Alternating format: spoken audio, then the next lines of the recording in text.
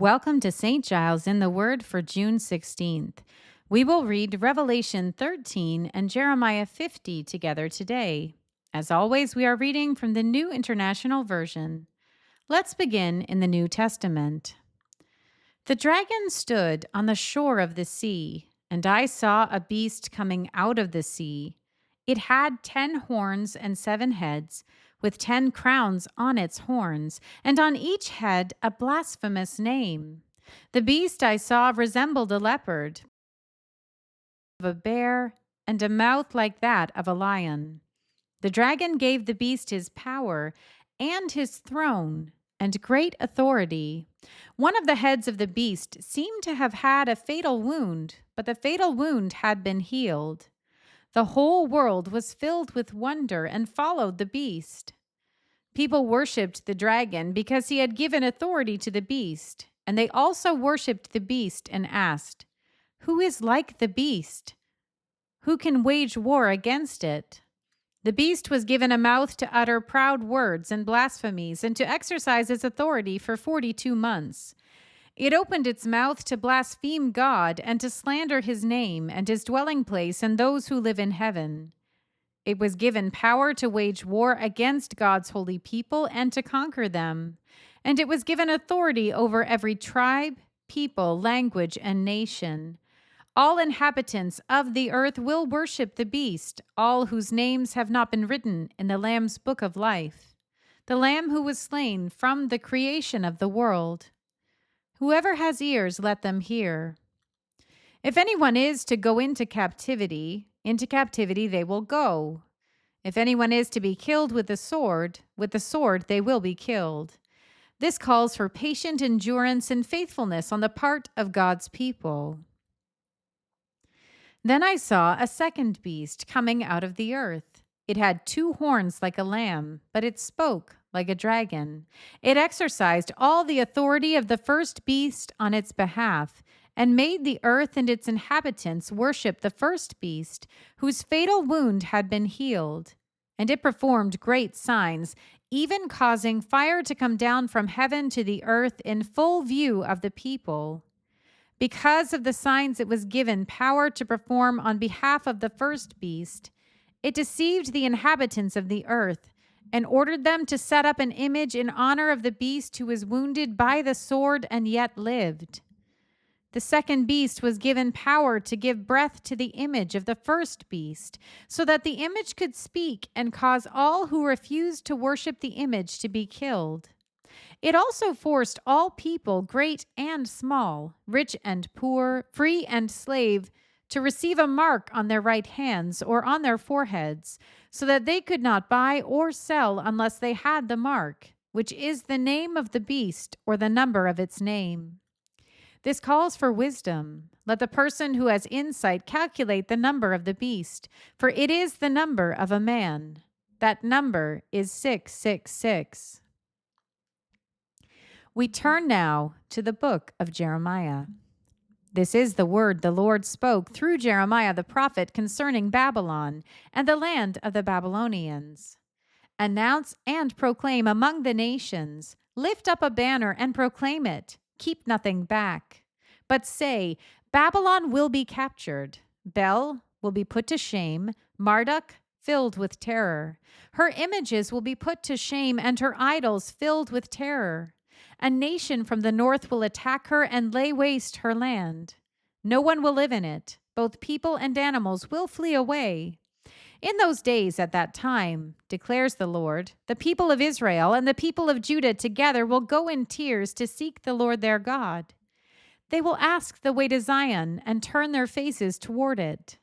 They will come and bind themselves to the Lord in an everlasting covenant that will not be forgotten. My people have been lost sheep. Their shepherds have led them astray and caused them to roam on the mountains. They wandered over mountain and hill and forgot their own resting place. Whoever found them devoured them. Their enemies said, "We are not guilty, for they sinned against the Lord, their verdant pasture, the Lord, the hope of their ancestors." Flee out of Babylon. Leave the land of the Babylonians and be like the goats that lead the flock and bring against Babylon an alliance of great nations from the land of the north.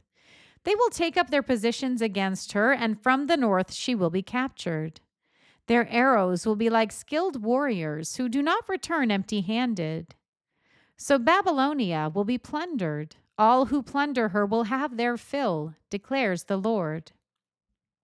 Because you rejoice and are glad, you who pillage my inheritance, because you frolic like a heifer threshing grain and neigh like stallions, your mother will be greatly ashamed. She who gave you birth will be disgraced. She will be the least of the nations, a wilderness, a dry land, a desert. Because of the Lord's anger, she will not be inhabited, but will be completely desolate. All who pass Babylon will be appalled. They will scoff because of all her wounds. Take up your positions around Babylon, all you who draw the bow. Shoot at her, spare no arrows, for she has sinned against the Lord. Shout against her on every side. She surrenders, her towers fall, her walls are torn down. Since this is the vengeance of the Lord, take vengeance on her. Do to her as she has done to others. Cut off from Babylon the sower and the reaper with his sickle at harvest. Because of the sword of the oppressor, let everyone return to their own people. Let everyone flee to their own land. Israel is a scattered flock that lions have chased away. The first to devour them was the king of Assyria. The last to crush their bones was Nebuchadnezzar, king of Babylon. Therefore, this is what the Lord Almighty, the God of Israel, says. I will punish the king of Babylon and his land, as I punished the king of Assyria. But I will bring Israel back to their own pasture, and they will graze on Carmel and Bashan. Their appetite will be satisfied on the hills of Ephraim and Gilead.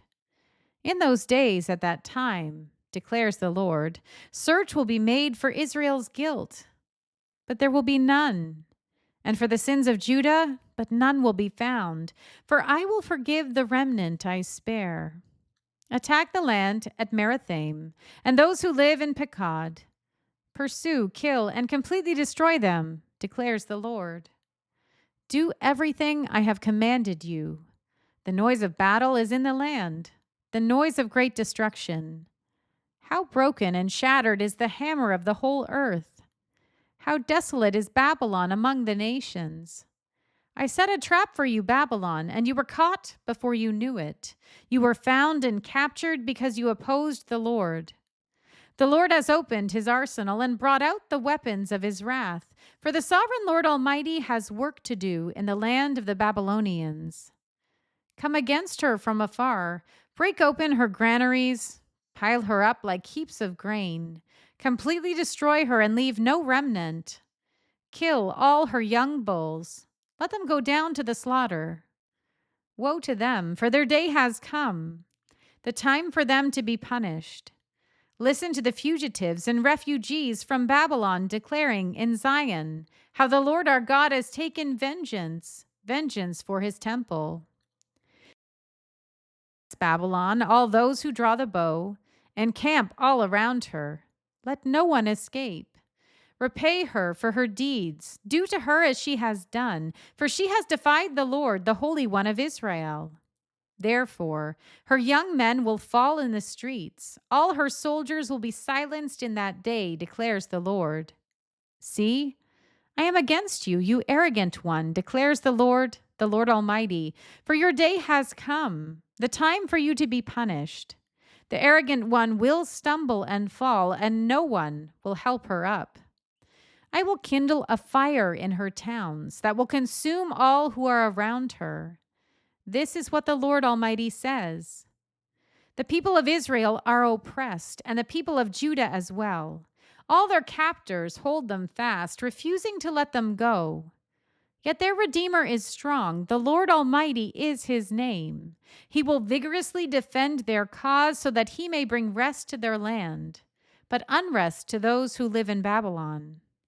A sword against the Babylonians, declares the Lord, against those who live in Babylon, and against her officials and wise men. A sword against her false prophets. They will become fools. A sword against her warriors. They will be filled with terror. A sword against her horses and chariots and all the foreigners in her ranks. They will become weaklings. A sword against her treasures. They will be plundered. A drought on her waters. They will dry up, for it is a land of idols, idols that will go mad with terror. So desert creatures and hyenas will live there, and there the owl will dwell. It will never again be inhabited or lived in from generation to generation. As I overthrew Sodom and Gomorrah along with their neighboring towns, declares the Lord. So no one will live there, no people will dwell in it. Look, an army is coming from the north. A great nation and many kings are being stirred up from the ends of the earth. They are armed with bows and spears. They are cruel and without mercy. They sound like the roaring sea as they ride on their horses. They come like men in battle formation to attack you, daughter Babylon.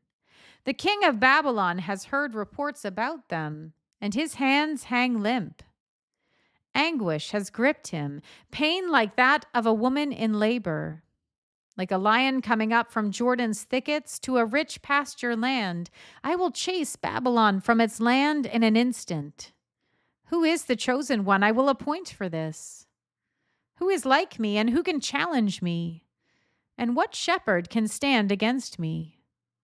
Therefore, hear what the Lord has planned against Babylon, what he has purposed against the land of the Babylonians.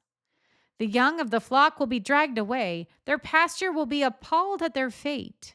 At the sound of Babylon's capture, the earth will tremble. Its cry will resound among the nations. Here ends our reading for today.